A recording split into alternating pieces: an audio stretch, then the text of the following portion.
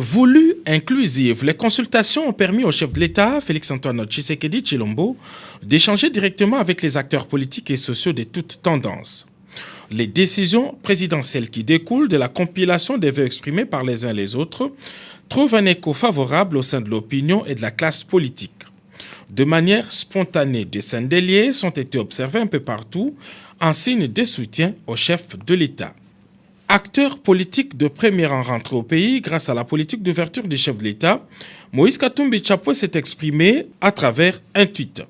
Le président de la République vient d'apporter une réponse claire et précise aux attentes du peuple congolais, a écrit Moïse Katumbi, avant de poursuivre que je salue son courage et sa lucidité. J'appuie sa volonté de placer la population au cœur de ses préoccupations et de chercher les voies et moyens de répondre à ce besoin, a écrit le président d'Ensemble pour la République.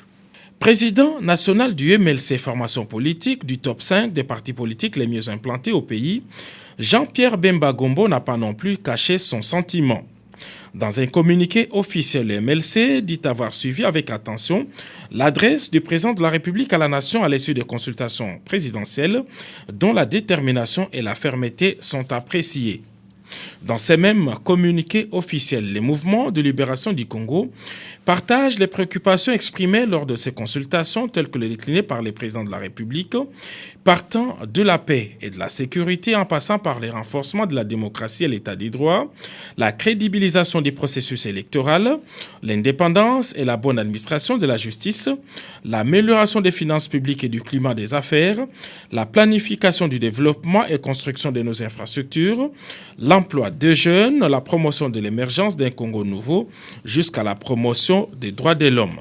Force politique avec un fort ancrage dans toutes les provinces, la FDC de Modeste Bahati Lukwebo se range en première ligne pour le bateau Union sacrée pour la nation.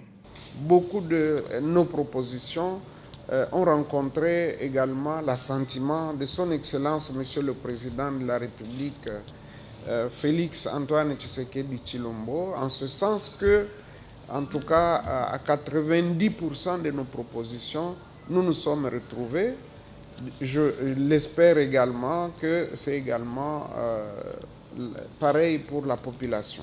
Le chef de l'État lui-même a rappelé les dispositions de l'article 78 de la Constitution quant à ce qui concerne la nomination d'un informateur.